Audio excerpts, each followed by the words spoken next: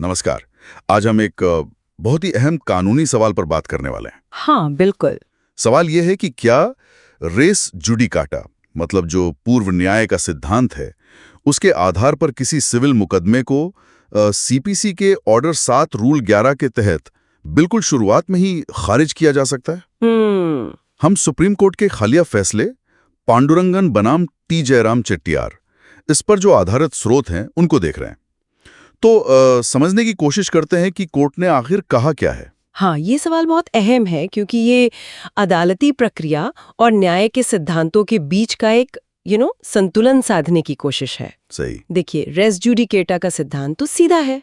अगर एक अदालत जो सक्षम है किसी मामले पर फाइनल फैसला दे चुकी है, तो उन्हीं पार्टियों के बीच उसी मुद्दे पर दोबारा केस नहीं चल सकता। सीधी सी बात है, मुकदमेबाजी का अंत हो, बार बार एक ही चीज ना चले। राइट। और दूसरी तरफ है ऑर्डर 7 रूल 11, जो कोर्ट को पावर देता है कि भाई अगर प्लेंट यानी वाद पत्र में कोई दम ही नहीं है या कोई कॉज ऑफ एक्शन नहीं बनता या कानूनन मना है तो शुरू में ही खारिज कर दो। हाँ, ताकि कोर्ट का टाइम बचे। एग्जैक्टली। तो यहीं ये सवाल फंसता है कि क्या रेस जुडिकाटा को इस रूल 11 के तहत इस्तेमाल करके शुरू में ही मामला रफा दफा किया जा सकता है? तो यही सवाल सुप्रीम कोर्ट के सामने था इस पांडुरंगन केस में, कि क्या बचाव पक्ष मतलब डिफेंडेंट बस ये कह दे कि अरे साहब ये तो पहले तय हो गया, रेस जुडिकाटा लगता है और केस खत्म। कोर्ट ने क्या कहा इस पर? नहीं, कोर्ट ने बहुत साफ कर दिया। जस्टिस पीएस नरसिम्हा और जस्टिस जयमाल्या बागची की बेंच थी और उन्होंने कहा कि नहीं, सिर्फ रेस जुडिकाटा की दलील देकर ऑर्डर 7 रूल 11 में प्लेंट खारिज नहीं कर सकते। अच्छा। हाँ, कोर्ट का मानना है कि ये तय करना कि रेस जुडिकाटा लगता है या नहीं, ये कोई ऊपरी तौर पर देखने वाली चीज नहीं है। इसके लिए एक प्रॉपर फुल ट्रायल चाहिए, सुनवाई करनी पड़ेगी। लेकिन क्यों? अगर मान लीजिए पिछले फैसले की कॉपी है, सब साफ दिख रहा है, हाँ। तो शुरू में क्यों नहीं तय कर सकते? इससे तो अदालतों का बोझ कम होगा ना। देखिए, बात इतनी सीधी नहीं है। कोर्ट ने कहा कि रेस जुडिकाटा का सवाल जो है वो एक mixed question of fact and law है। अच्छा, मतलब मिला जुला सवाल, तथ्य और कानून दोनों का। हाँ बिल्कुल, मतलब सिर्फ कानून की बात नहीं है, उस केस के फैक्ट्स यानी तथ्य, उनकी भी जांच करनी पड़ेगी। क्या मुद्दे सच में वही थे जो पिछले केस में थे?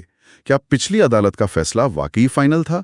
क्या वो अदालत सक्षम थी? इन सब सवालों के जवाब के लिए सबूत देखने पड़ेंगे, पिछले फैसले के रिकॉर्ड्स, प्लीडिंग, सब कुछ।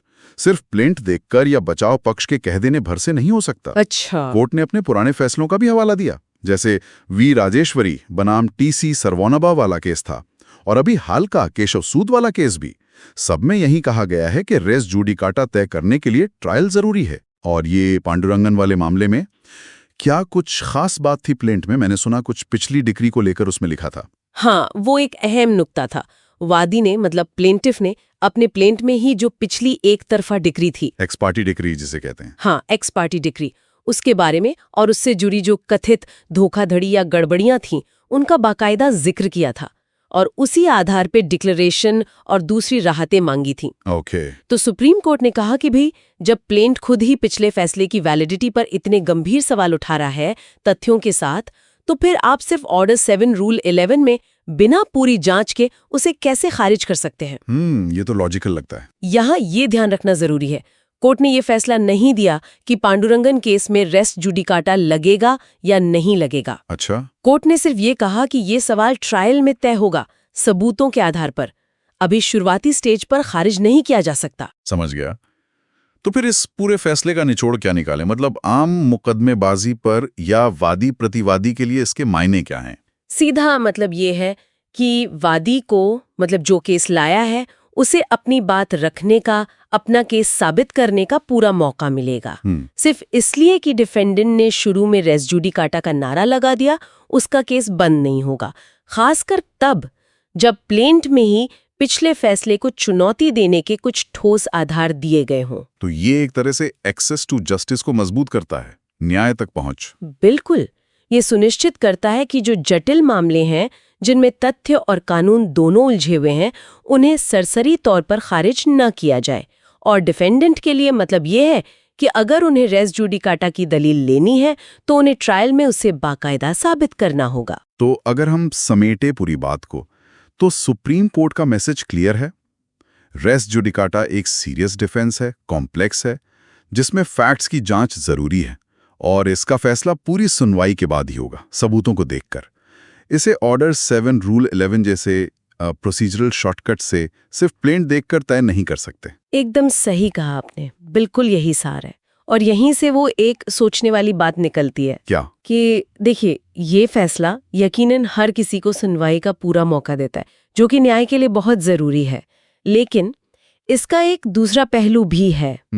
क्या इससे अदालतों पर बोझ बढ़ सकता है? मतलब क्या ऐसे केस भी अब पूरे ट्रायल तक जाएंगे जो शायद पहली नजर में ही रेस जुडिकाटा की वजह से चलने लायक नहीं लगते थे? हाँ, ये तो एक वैलिड पॉइंट है। ये वही बात है। रेस जुडिकाटा का मकसद क्या था? बार बार की मुकदमेबाजी रोकना, अदालतों का समय बचाना, और दूसरी तरफ है हर किसी को न्याय मिलने का हक। इन दोनों के बीच संतुलन कैसे साधा जाए, ये एक अहम सवाल है जिसके भी विचार होता रहेगा।